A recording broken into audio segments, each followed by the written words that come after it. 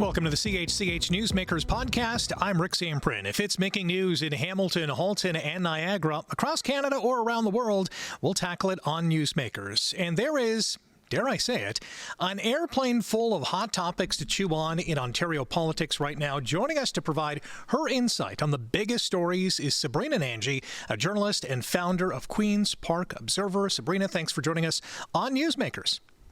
Yeah, happy to be here, Rick. Well, let's start with the plane, the so-called gravy plane. Doug Ford and the Ontario government purchases a used Challenger aircraft for $29 million. The backlash is fast and furious. They're now trying to sell the plane. What do you make of this whole story? Yeah, I mean, it was probably one of the quickest 180s we've seen from Premier Doug Ford, who probably didn't have the best day this week when he was playing defense. You know, he essentially said that, while his office was initially justifying this purchase, he had backed off very quickly, and he basically admitted that it was because he had heard from a lot of people who weren't happy about this. People right now are struggling to put groceries on their dinner tables, and meanwhile he's buying this pricey jet, and so he now says he's directed government officials to sell the plane. He's working with Bombardier. It was a used plane, and the premier at least says he's confident that it can sell for the same price that he purchased it for, and Ontario won't take a bath on this. Opposition critics, as expected, are a little bit more skeptical on that. They've dubbed this the gravy plane. But I think, for the premier, this is more damaging for his brand. I mean, he came to power railing against the gravy train. He, paints himself as someone who's of the people, for the people. I mean, this is someone who gets his haircut at Walmart, and he's chatting up citizens, at the parking lot in Home Depot, where he even thwarted a shoplifter. And so a lot of insiders are saying that this was a bad move for Doug Ford. I think at the end of the day, he's kind of getting, the worst of both worlds. On the one hand, he's having this headache for initially purchasing this plane, which I actually think was defensible for the premier of a huge province, and then the quick 180 has now caused another wave of backlash because he seems too politically fragile to stand by the decision. He also said that he should have done a better job at promoting the fact that he needs this plane for travel, as opposed to just making the announcement that, hey, we bought a plane. I would think the public backlash would be just as fierce. What do you think? Yeah, for opposition parties, I think they were going to criticize this move no matter what. But the premier did say, he made a big to-do of selling off the government's planes, the King Air. Doug Ford himself has a fear of flying, and the plane that was previously for premiers as a propeller plane, and so a few years ago he had also gotten a lot of criticism for what the opposition had dubbed a souped up man cave, a modified OPP vehicle to get him around because he didn't like flying on that plane. He sold those off, and now the taxpayers are still footing the bill for when Ford charters these planes, and he did kind of admit that he should have made the business case as to why he needs it. And while I do think it is defensible, I think it's this quick turnaround that's happened. He would have had the headache either way. So I think how quickly, barely 2 days of him changing his mind on this was kind of surprising to me. I guess the most relatable or comparable flip-flop would be his stance on the Greenbelt, which went kind of back and forth a number of times and received public backlash, but nothing like this. That hasn't, the whole Greenbelt development thing hasn't really stuck with him like I think this might. Do you think this is more politically damaging? I do think Ford will withstand this. He has proven time and time again that he is the Teflon premier.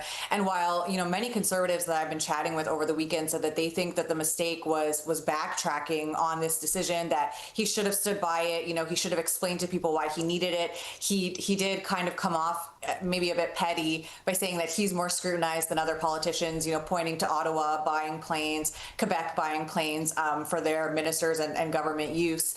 But you're right that the premier did withstand the Greenbelt scandal.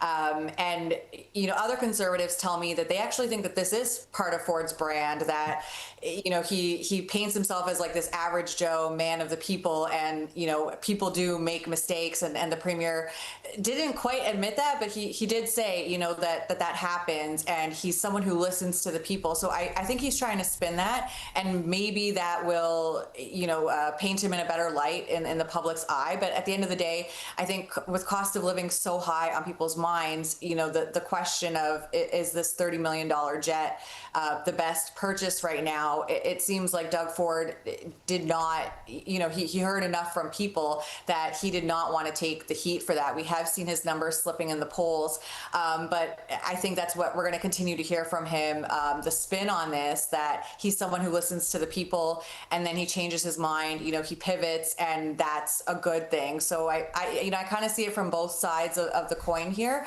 but I guess only time will tell if this is going to have a lasting impact. One more on the so-called gravy plane. Do you think the opposition has made enough political hay on this topic? Well, certainly, that's all we heard about in question period right after, even though Ford did change his mind. The opposition is not going to let this go that easily. NDP leader Marit Stiles had put forward a motion which you need unanimous consent for Ford to personally pay out of his own pocket, the difference if Ontario happens to lose money on the resale of the plane, and for Ford to make all of the, finances but behind the reselling of the plane public. That was shot down by the PC government benches. So I do think opposition critics, they got their primetime social media clips from railing against the premier against this, good sound bites like gravy plane, and some NDPers are now calling it plain demonium. Whether, this is going to stick to the premier, again, remains to be seen. But even though he has been slipping in the polls, he's still outstripping his rivals. That Ontarians may not exactly love Doug Ford and what he's doing. They're seeing like a lack of credible alternatives right now. So the opposition's not going to let this go. Whether or not that's going to stick with the public, I think is the bigger question. So many other topics to toss around in our discussion, from the OSAP controversy to regionalizing regional governments or tweaking them, having differences on school boards in terms of having elected chairs, the Housing Development Fund, which hasn't really gone anywhere in terms of building more homes in this province. What to you is the biggest Freedom of Information Act? What to you is the biggest story right now? Yeah, I would say it is the Freedom of Information Act. And obviously, as a reporter, this is something that impacts me as well. But even, we talked a lot about the jet, like the decision making around that is something that we will probably not see a lot of, details on into, how this decision was made. The Star, which broke the story, had gotten a tip. But for us to file Freedom of Information requests to see, what actually happened, what the conversations were around that's going to be a major hit for transparency and accountability for this government. Not to mention, Ford's cell phone. He publicly gives out his cell phone number at almost any chance he gets, and that's why he got an earful from Ontarians this weekend and changed his mind. But probably further in sensing this issue is the fact that the Ford government is now fast tracking the budget bill, which is an omnibus bill. It includes a whole raft of other issues, and so now they've cut off the public debate on that. So it's going to skip committee hearings, which is where the public gets a chance to weigh in on the record, tell the government what they think about it. And instead it's going to go straight for third reading and then become law. And, critics say that that's essentially muzzling the public on this. The government says that, they just want to get their agenda through due process. This is a shortened session, as you know. But again, I think that the FOI changes in particular, even from conservatives, they say that this could be the beginning of the end of Doug Ford. He's someone that has called his government, the most transparent in history, but this definitely seems to, poke some holes in that claim. Is it a big enough issue that it's going to resonate come election time? Like, does the general public care? Well, if you think about, some of the stories that have come out from FOI requests, the Skills Development Fund controversy, we talked about the Green Belt. I think that, voters, the election is a few years away. Voters, don't have the longest memory. That's a very long time in politics. But it sort of becomes this death by 1,000 cuts sort of thing for Doug Ford.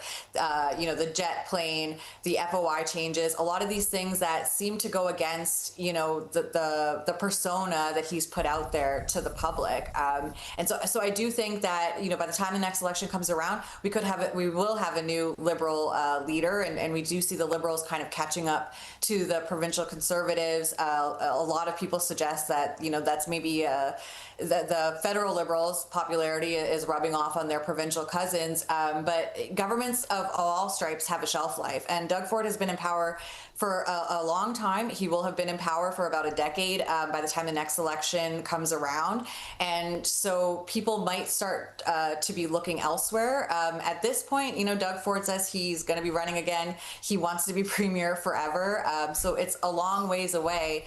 And governments do tend to put out some of the more unpopular policies at the beginning of their mandate, as far away from an election date as possible. So if they've got enough, goodies in their back pocket policy-wise come election time, if, the public doesn't see a good alternative in the NDP or the Liberals, then, it could be Premier Doug Ford for a long time. You mentioned the Skills Development Funds. Labour Minister David Piccini currently under investigation by the Integrity Commissioner on the way some of the funds have been dispersed. How do you think this is going to play out? I mean, based on what we've seen from reports, just media reports out there, again, from Freedom of Information requests, from getting tips from, officials and insiders, the Integrity Commissioner's office has a lot more leeway to look into this than reporters would. And so I think that there will be something in there that, will reveal something that the public didn't know. But again, whether that lands at Doug Ford's feet himself, I think is a big question too. He has, like we saw with the Greenbelt, he got rid of his housing minister and sort of, scapegoated now government House Leader Steve Clark a little bit, staff, there was a staff shakeup. And so that issue didn't necessarily fall at Doug Ford's feet. He changed his mind on it. And then said, we listened to the people, this wasn't the best decision, and now the Greenbelt's not going to be sold off. So I do think that the Integrity Commissioner digging into it, they can compel testimony, they can compel documents, even cabinet documents, and, really shed a lot more light for the public. So whether or not, there was something untoward happening, which the government insists it's not, I do think that no matter what the Integrity Commissioner puts out there, it is going to be useful and newsworthy and very interesting to see sort of the machinations that happen behind the scenes with the doling out of this money. On the education front, while we have labor peace, and thankfully so, between the education ministry and teachers and the unions involved, there are some controversial things happening, like OSAP changes, like putting other officials on school boards. What's been the response from the general public and from other people who are tuned into this? Yeah, this one was interesting because Education Minister Paul Calandra had sort of been musing about getting rid of trustees altogether. And, I'd actually heard that there was a bit of a back and forth between Calandra and the Premier's office, because Doug Ford, he might say polls are for dogs, but he certainly listens to what his pollster tells him. And I don't think there was appetite necessarily for gutting, an elected official like a trustee altogether, but certainly there was, a need for reform, especially in the public's eye. And when you've got the minister and the premier himself out there, feeding into this narrative of questionable spending, trustees going to Italy to buy artwork. I think Ford was talking about, milkshakes and hamburgers late at night, and then flat screen TVs and these questionable purchases. And I do think Calandra, he said that he had tabled like a suite of options, for cabinet, like ranging from getting rid of trustees altogether to just reforming what's happening. And there are a lot of big changes, like an honorarium of just $10,000. There's going to be a lot more scrutiny over spending.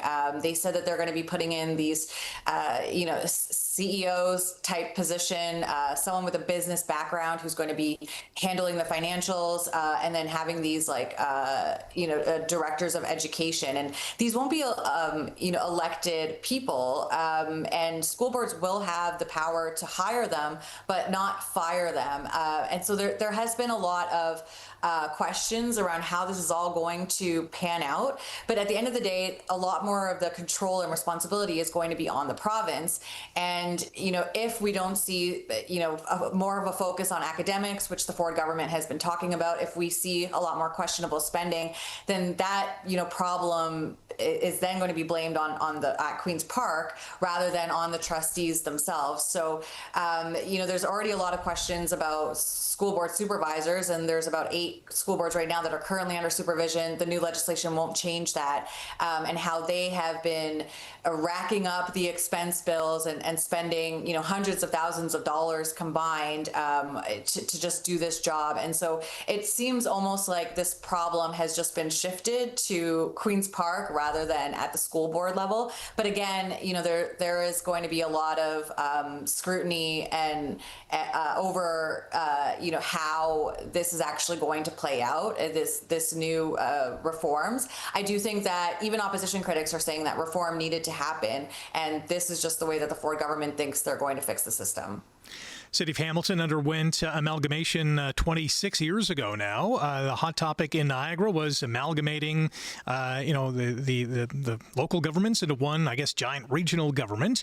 That's kind of been put on pause. How do you see the provincial government maybe reassessing or doing something new in that regard?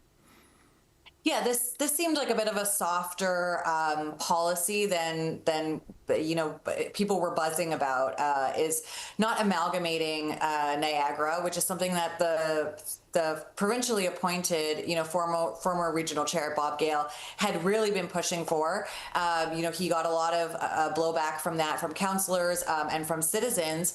But you've got the Premier Doug Ford, who's up there saying that he's not going to interfere with this, but he at the same time is really denouncing like what's happening there. He keeps saying the line about 126 politicians for Niagara region, and that's more than MPPs at Queen's Park for all of Ontario.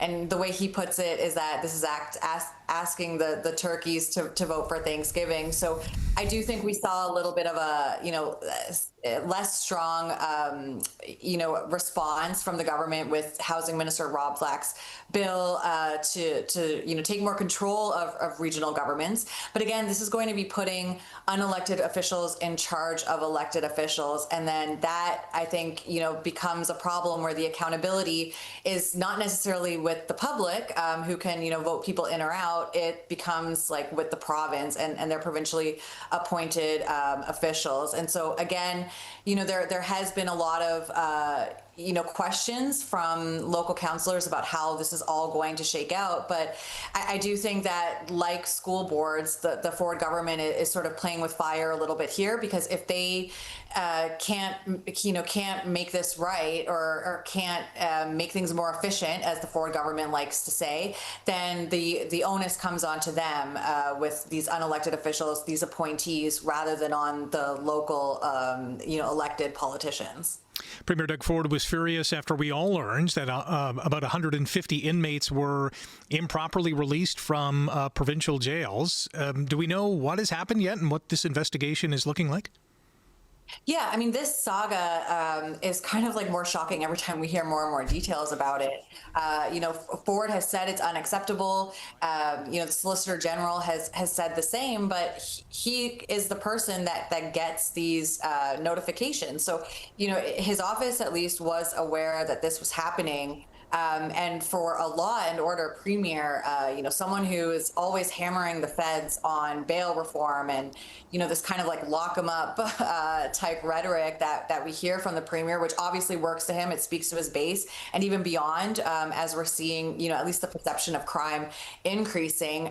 This is kind of a shocking story. And I had actually spoken to the now former Ontario Ombudsman, Paul Dubé. He just left the office, weeks ago. And he said that corrections and what's happening in jails is like kind of his biggest piece of unfinished business, if I could put it that way, because with, some form of bail reform coming, it's going to increase the population in jails. And this is something that the Ford government has been calling for over and over. But at the same time, we know our jails are overcrowded and understaffed. And then we hear, these sorts of administrative problems where people who are being let out when they shouldn't be let out. I think, it kind of goes against what Ford says he's all about. And that's being tough on crime, and keeping people in jail when they should be in jail. So this story just seems to be one hit after the other. I don't think it's going to be going away anytime soon, but you're right. It is very shocking for people to hear that this kind of thing is happening and that the government knew it was happening. But Ford says he's going to be building more correctional institutions. Stacking beds 10 high is what he said to fit everybody in there. But again, if you can't keep people in there when they should be in there, then, how is that really going to fix the issue at the end of the day? What have you made about the opposition's effectiveness, or maybe lack thereof, in holding Ford's feet to the fire and making some gains when it comes to the polls or public perception that they might be the next leader, whether it's Marit Stiles of the NDP, John Fraser, the third time now interim leader of the Liberals, and Mike Schreiner of the Greens? Are they making any sort of headway?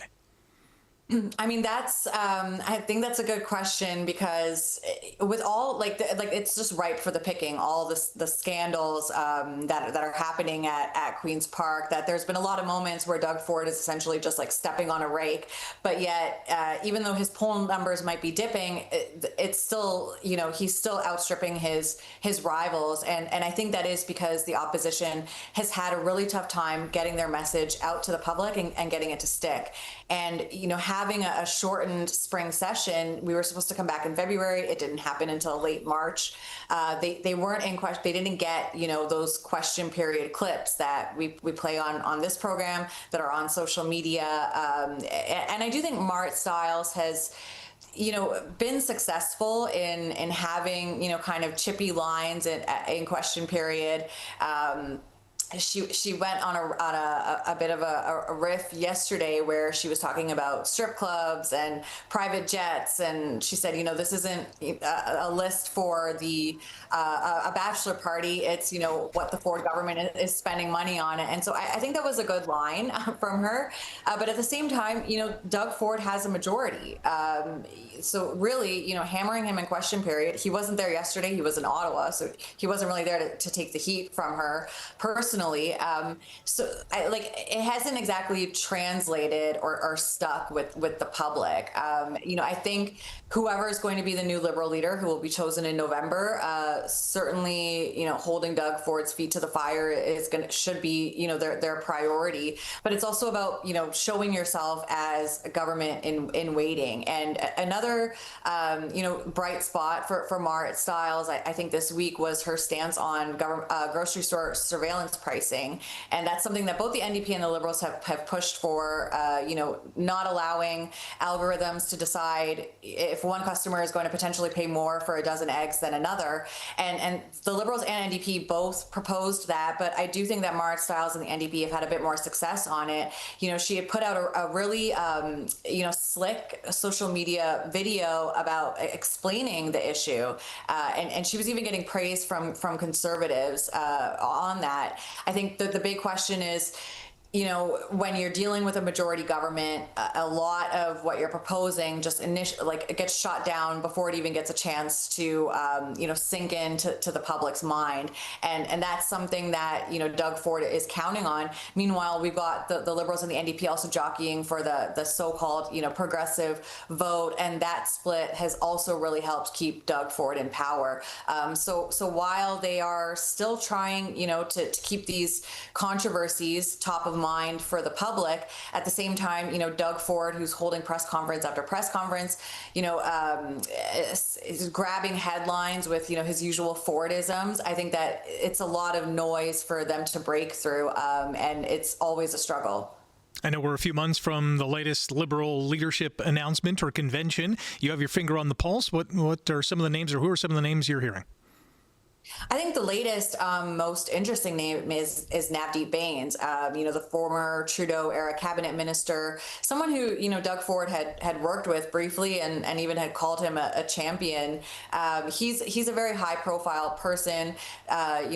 Potentially, we had initially heard that he was potentially putting his hat in the ring, and then, just last week, Rogers announced that he would be stepping aside from his role there, which sort of clears the decks for him to run for provincial leader. I think he would certainly be a front runner in the race. And another front runner is Nate Erskine-Smith, sort of a rebel as his brand, a backbencher in Carney's government, someone who hasn't always toed the party line, but he was runner-up to former leader Bonnie Crombie, and so would certainly give Bains a run for his money. And then there are sitting MPPs, right? Because Doug Ford hasn't faced a permanent Liberal leader in the House ever, and since Kathleen Wynne, it's just been John Fraser, as you said, three-peat interim leader taking on the role again, and he is very good at getting under Doug Ford's skin in question period.